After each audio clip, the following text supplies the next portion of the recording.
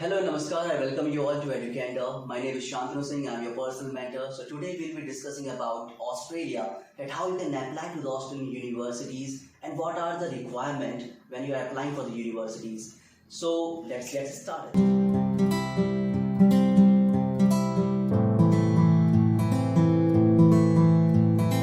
So guys, ये हमारा Australia series का पहला पार्ट है। यहाँ पे हम लोग आपको बताने वाले हैं कि कैसे हमें अप्लाई करना चाहिए यूनिवर्सिटीज़ के अंदर। ऑस्ट्रेलिया के अंदर कौन कौन सी बेस्ट सिटीज़ हैं, किस किस तरह की यूनिवर्सिटीज़ हैं, एग्जैक्टली क्या रिक्वायरमेंट होती है, कॉस्ट ऑफ लिविंग कितना जाता है, फ़ीस कितनी जाती है। तो स्टार्टिंग की जो बेसिक चीज़ें हैं वो यहाँ पे हम क्लियर करने वाले हैं। नेक्स्ट पार्ट के अंदर हम इन डेप्थ आपको सारी इन्फॉर्मेशन देने वाले हैं। And I can assure you, I can give you a guarantee that once you will complete this series of Australia, इसके बाद में आपको किसी और दूसरी वीडियो को देखने की ज़रूरत नहीं होगी। इंडिविजुअली आप खुद बड़े आराम से अप्लाई कर सकते हैं किसी भी ऑस्ट्रेलियन यूनिवर्सिटी के अंदर। So let's start. तो पहला क्वेश्चन, वाई ऑस्ट्रेलिया? हमें क्यों ऑस्ट्रेलिया में अप्लाई करना चाहिए? इसका सबसे पहला और सबसे मेन कारण है यहाँ की ऑस्ट्रेलियन यूनिवर्सिटीज़ की रैंक। वर्ल्ड रैंकिंग बहुत अच्छी है। टॉप 100, टॉप 200, टॉप 300 के अंदर काफ़ी यूनिवर्सिटीज़ फॉल आउट करती हैं। और कंपेयर अगर किया जाए इनको यूएसए के साथ में, तो बहुत ही कंपटीशन है यूएसए के अंदर टॉप यूनिवर्सिटीज़ के अंदर एडमिशन ले पाना। लेकिन ऑस्ट्रेलिया के अंदर कंपेरेटिवली ईजी है। अगर आपकी जीपीए, अगर आपकी परसेंटेज बहुत अच्छी है और अगर आपने रिसर्च फील्ड में कुछ वर्क आपने किया हुआ है या आपके पेपर कुछ पब्लिश हो चुके हैं, किसी अच्छे प्रोजेक्ट में आपने काम किया है, कुछ अच्छी इंटर्नशिप्स आपके पास में है, तो ईजी हो जाता है ऑस्ट्रेलियन यूनिवर्सिटीज़ को क्रैक आउट करना।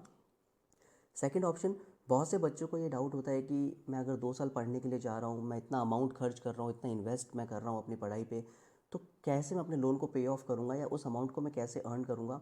ऑस्ट्रेलिया बहुत ही अच्छा ऑप्शन है उन सभी बच्चों के लिए जो इस तरह का ऑप्शन लुकआउट कर रहे हैं। ऑस्ट्रेलिया के अंदर पोस्ट स्टडी वर्क वीज़ा कम से कम आपको 5 से लेकर 6 साल तक मिल जाता है। पोस्ट स्टडी वर्क वीज़ा का मतलब होता है कि मास्टर्स या बैचलर्स कंप्लीट करने के बाद में आपको 3 से लेकर 6 साल तक रुकने का मौका मिलता है। इस टाइम के अंदर आप आराम से जॉब ढूंढ सकते हैं और आराम से अच्छा खासा अमाउंट आप लोग अर्न कर सकते हैं। पढ़ाई के दौरान आप पार्ट टाइम जॉब कर सकते हैं। कनाडा अभी बहुत बूम पे चल रहा है पीआर को लेके, तो ऑस्ट्रेलिया के अंदर भी अभी पीआर मिलना काफ़ी इजी हो गया है। अगर आपने पीआर से रिलेटेड अगर आपने कोर्सेज़ को चूज़ आउट किया है, आपके पास वर्क एक्सपीरियंस है, तो आप पीआर के लिए अप्लाई कर सकते हैं और काफ़ी लोगों को पीआर मिल भी जाता है। इसके बाद में जो पॉइंट है वो है आइल्स, टॉफल, पीटी, ये सारे जो भी एग्ज़ाम्स हैं, ये सारे एग्ज़ाम्स एक्सेप्ट करती है ऑस्ट्रेलिया की यूनिवर्सिटीज़। और हमारे लिए सबसे इंपॉर्टेंट चीज़ है स्कॉलरशिप। तो ध्यान रखिए, ऑस्ट्रेलिया के अंदर 70 to 80 या मैं कहूँ 85 to 90% बच्चे जो अप्लाई करते हैं उनको ज़्यादातर चांसेस रहते हैं स्कॉलरशिप मिलने के। तो या it's a very good opportunity. आप ऑस्ट्रेलिया में अप्लाई करिए और स्कॉलरशिप्स काफ़ी हद तक आपको मिलती है। आप यूनिवर्सिटी की वेबसाइट पर जाके भी इसको चेकआउट कर सकते हैं। पॉपुलर सिटीज़, देखिए मैं ये चाहता हूँ कि जब बच्चा किसी भी कंट्री में अप्लाई करता है तो एटलीस्ट उसको वहाँ की जोग्राफिकल लोकेशन के बारे में पता होना चाहिए। तो अगर हम ऑस्ट्रेलिया की बात करते हैं तो ऑस्ट्रेलिया के अंदर जितनी भी बड़ी सिटीज़ हैं वो सारी सिटीज़ कोस्टल लाइन पे हैं, क्योंकि गर्मी बहुत पड़ती है, डेजर्टेड एरिया है यहाँ पे। कुछ जगह जंगल है, कुछ जगह बहुत डेजर्ट है। तो मोस्टली जो बड़ी बड़ी सिटीज़ हैं सभी कोस्ट लाइन के पास में बसी हुई हैं। जैसे आप देख सकते हैं Perth, Adelaide, Melbourne, Canberra, Sydney, Brisbane, Darwin, ये सारी बड़ी सिटीज़ हैं और सारी कोस्ट लाइन के पास में है। आप देख सकते हैं बहुत डिस्टेंस है इन सभी के बीच में। यूनिवर्सिटीज़ इन ऑस्ट्रेलिया, ये हमारे लिए सबसे इंपॉर्टेंट पॉइंट है। There are total 43 universities in Australia. Public 38 universities हैं, प्राइवेट 3 यूनिवर्सिटीज़ हैं, Bond, Notre Dame and Torrens. International universities यहाँ पे 2 हैं, CMU, Carnegie university, parent university USA के अंदर है, बहुत ही अच्छी यूनिवर्सिटी है। अगर रिसर्च ओरिएंटेड किसी यूनिवर्सिटी को आप टारगेट करना चाहते हैं then you should target for this university. And university college London, नाम से पता चल रहा है कि यूके के अंदर है। It is a very renowned university. अब जिस तरह से इंडिया के अंदर हमारे पास IITs हैं, NITs हैं, IIMs हैं, ये टॉप रैंक यूनिवर्सिटीज़ हैं। यूएसए के अंदर आईवी लीग्स है, उसी तरह से ऑस्ट्रेलिया के अंदर there are group of 8 universities जिनको GO8 या ग्रुप ऑफ 8 यूनिवर्सिटीज़ बोला जाता है, जिनकी रैंकिंग बहुत अच्छी है। और ऑलमोस्ट जो भी बच्चा टारगेट करता है ऑस्ट्रेलिया का, उसको ड्रीम होता है कि वो इन्हीं यूनिवर्सिटीज़ में अप्लाई करे। These are the University of Western Australia, Monash University, Australian National University, University of Adelaide, University of Melbourne, UNSW, University of New South Wales, University of Queensland, University of Sydney. इन सभी 8 universities की world ranking बहुत बहुत बहुत अच्छी है। इस video को पॉज करके आप देख सकते हैं कि ऑलमोस्ट सभी यूनिवर्सिटीज़ की रैंकिंग, कईयों की तो ऑलमोस्ट 5 यूनिवर्सिटीज़ की रैंकिंग तो आप देख सकते हैं अंडर 50 है, बाकी यूनिवर्सिटीज़ की 2 यूनिवर्सिटीज़ की अंडर 100 है और यूनिवर्सिटी ऑफ एडिलेड इज़ 108।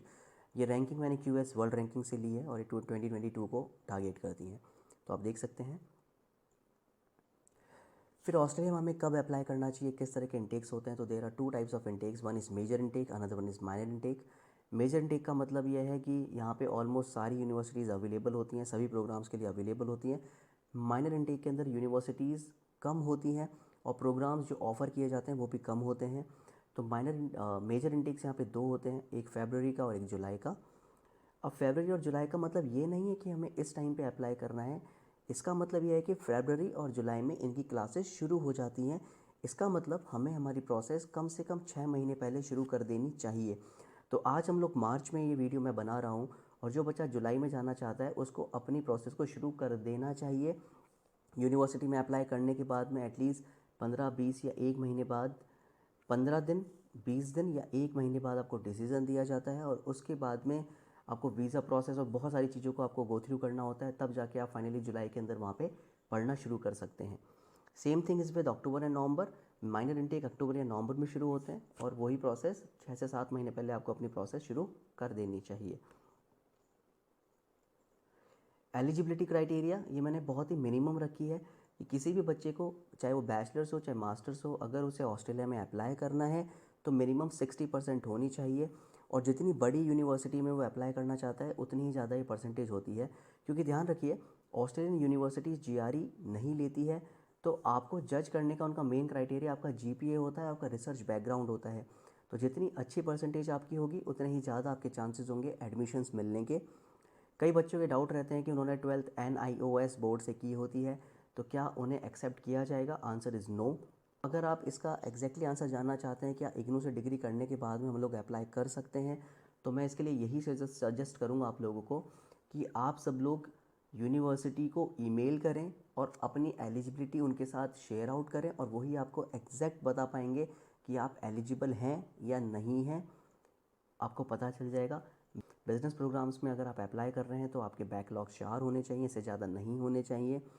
और अगर दूसरे प्रोग्राम्स में अप्लाई कर रहे हैं, इंजीनियरिंग या उससे रिलेटेड दूसरे प्रोग्राम्स में अगर आप अप्लाई कर रहे हैं तो 8 से ज़्यादा आपके बैकलॉग्स नहीं होने चाहिए। यह मैंने मोनाश यूनिवर्सिटी का एक एग्जाम्पल लिया है, बट ऐसी बहुत सी यूनिवर्सिटीज़ हैं ऑस्ट्रेलिया के अंदर जो इनसे ज़्यादा बैकलॉग्स को एक्सेप्ट करती हैं। अब नेक्स्ट जो पॉइंट आता है वो बहुत इंपॉर्टेंट पॉइंट है हर स्टूडेंट के लिए। ये एक डिसीजन मेकर पॉइंट है कि हमें ऑस्ट्रेलिया में जाना भी चाहिए या नहीं जाना चाहिए। तो आज का करंट अगर मैं सिनेरियो बात करूं तो करंट जो इंटरनेशनल ट्रांजैक्शन रेट चल रही है, $1 इक्वल्स टू 55 INR। और अगर हम फ़ीस की बात करते हैं तो चाहे बैचलर्स हो चाहे मास्टर्स हो, इनकी फ़ीस अराउंड 24,000 ऑस्ट्रेलियन डॉलर से लेकर 35 या 40 या 45,000 ऑस्ट्रेलियन डॉलर तक जाती है। अगर इसको इंडियन करेंसी में कन्वर्ट किया जाए तो आप मान के चलिए कि अप्रॉक्स 15 लाख से शुरू होकर 25 लाख पर एनम तक आपकी फ़ीस जाती है। कॉस्ट ऑफ लिविंग की बात करें तो cost of living Australian dollar 15,000 से लेकर ऑस्ट्रेलियन डॉलर 20,000 तक आपका एक साल का खर्चा होता है, जो अप्रॉक्स 8 लाख से लेकर अराउंड 12 to 13 लाख तक आपका अमाउंट खर्च होता है। तो आप मान के चलिए कि एक साल का मिनिमम खर्चा आपका कम से कम 20 से 25 लाख का होने वाला है।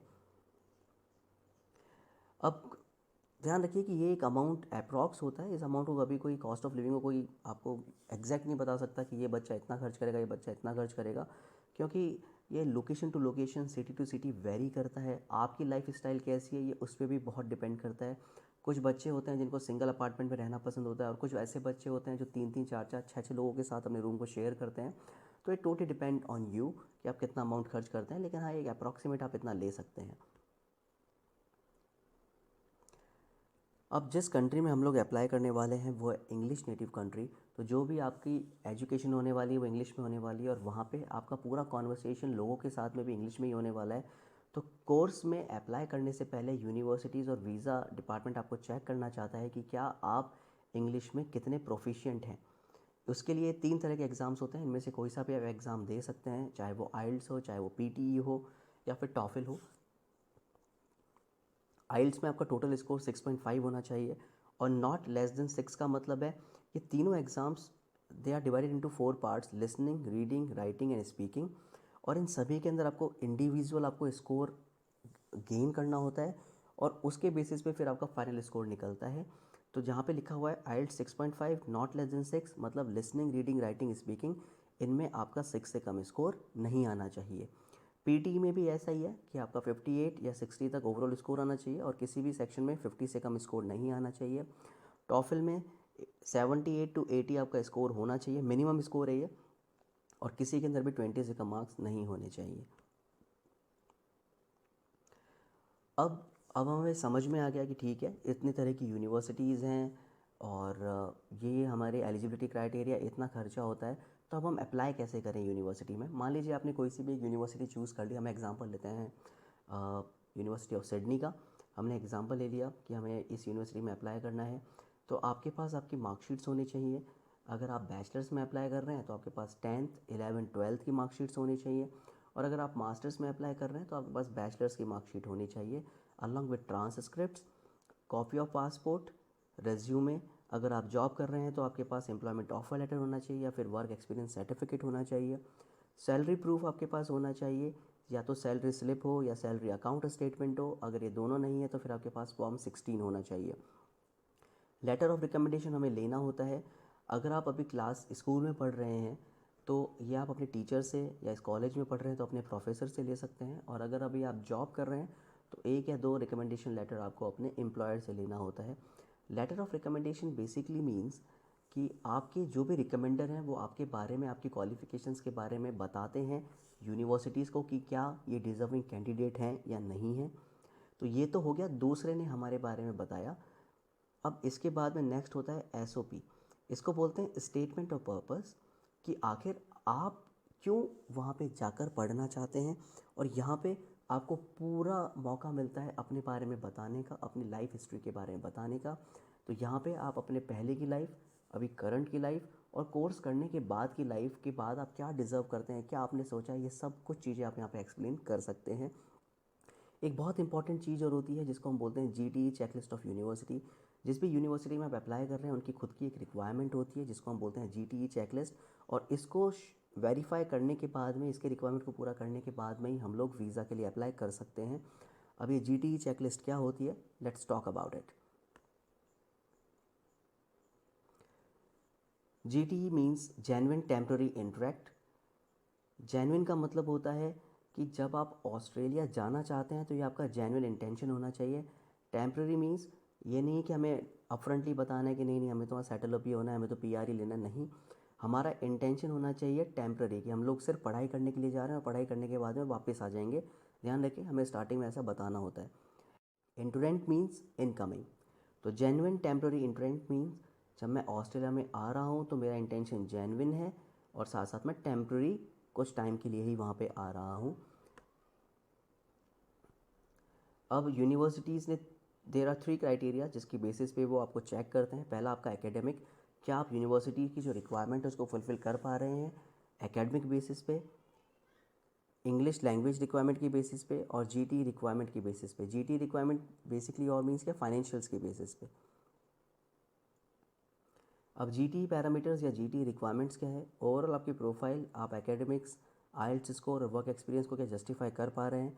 फाइनेंशियल डॉक्यूमेंट्स, क्या 1 साल तक की पूरी फीस और लिविंग आप बियर अप कर पा रहे हैं।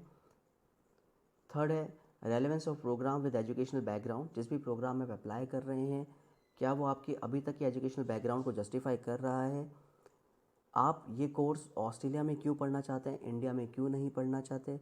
अगर आपकी प्रोफाइल में कोई गैप है तो उस गैप को कैसे आप जस्टिफाई करते हैं, उसका आपको एविडेंस देना होता है, और इसी यूनिवर्सिटी में आप क्यों पढ़ना चाहते हैं ये आपको जस्टिफाई करना होता है। नेक्स्ट पॉइंट इज़, इस कोर्स को कंप्लीट करने के बाद में आपका क्या फ्यूचर के प्लान्स हैं, कौन सी ऑर्गेनाइजेशन में आप काम करना चाहते हैं, किस डेजिग्नेशन पे आप काम करना चाहते हैं, और कितनी सैलरी आप एक्सपेक्ट कर रहे हैं। ये चीज़ें हमें लेके ये बतानी होती हैं।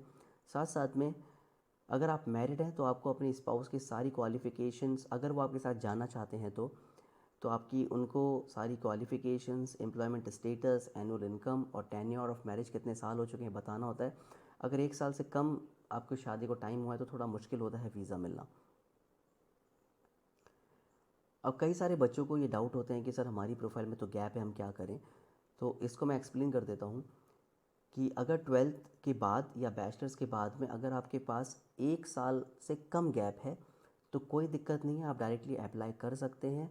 और जो भी गैप का कारण था उसको आप अपने एसओपी में बहुत अच्छी तरह से एक्सप्लेन कर सकते हैं कि इस गैप के दौरान मैंने ये कोर्सेज़ किए या ये कारण था कि मुझे इस कारण से मुझे गैप लेना पड़ा। और अगर आपका 1 साल से ज़्यादा का गैप है तो फिर आपको डॉक्यूमेंट्री एविडेंस देना होता है। इसका मैं आपको एक एग्जांपल दे देता हूँ। मेरा एक फ्रेंड था, 12th के बाद में वो काफ़ी अच्छा फुटबॉलर था और 12th के बाद में उसको नी में चोट लग गई थी, जिसके कारण उसको डॉक्टर ने कंप्लीट रेस्ट दिया था। ऑपरेशन भी उसका नी का हुआ था, तो अराउंड 1 ईयर तक उसका नी का ऑपरेशन और ये सारी चीज़ें चली थी और अराउंड 1.5 ईयर्स तक वो ठीक हो चुका था, काफ़ी हद तक वो चलने लग गया था। उसके बाद उसने ऑस्ट्रेलिया में अप्लाई किया था, तो उसको अपने पूरे मेडिकल सर्टिफिकेट्स और हर चीज़ उसने शेयर आउट की थी यूनिवर्सिटीज़ के साथ में, वीज़ा डिपार्टमेंट के साथ में, और उसको एक्सेप्ट कर लिया गया और अभी वो आराम से बहुत अच्छी यूनिवर्सिटी में पढ़ाई भी कर रहा है। तो ऐसी कोई दिक्कत नहीं है, अगर आपके पास सारी चीज़ें हैं, सारे प्रूफ हैं, तो आप आराम से एक्सप्लेन करिए। उसके बाद में क्या स्टूडेंट्स को पार्ट टाइम जॉब करने के लिए अलाउ किया जाता है? तो आंसर इज़ यस।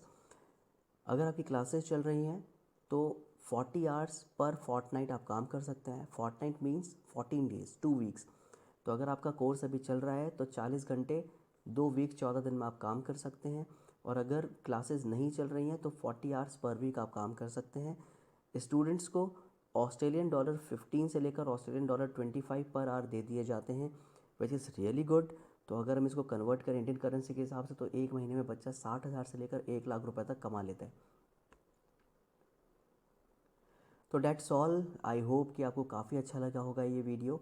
अब नेक्स्ट वीडियो के अंदर हम लोग और इन डेप्थ बात करने वाले हैं कि व्हाट इज़ एसओपी, फाइनेंशियल्स और वीज़ाज़ में क्या क्या रिक्वायरमेंट होती है, कौन कौन सी अच्छी स्कॉलरशिप्स हैं, सबसे बेस्ट कौन कौन से कोर्सेज़ हैं जो हमें अप्लाई करने चाहिए, बेस्ट लोकेशंस कौन सी हैं जॉब के लिए, और व्हाट इज़ पीआर, पीआर क्या एग्जैक्टली क्या होता है, क्या क्या कोर्सेज़ है जो पीआर में हमें हेल्प आउट करते हैं। सो आई होप गाइस ये वीडियो आपको काफ़ी अच्छा लगा होगा। अगर अच्छा लगा है तो please like, share and subscribe our channel, और नेक्स्ट वीडियो को आप मिस ना कर दें, इसलिए don't forget to press that bell icon. Thank you so much guys, and this is Shantanu Singh signing off.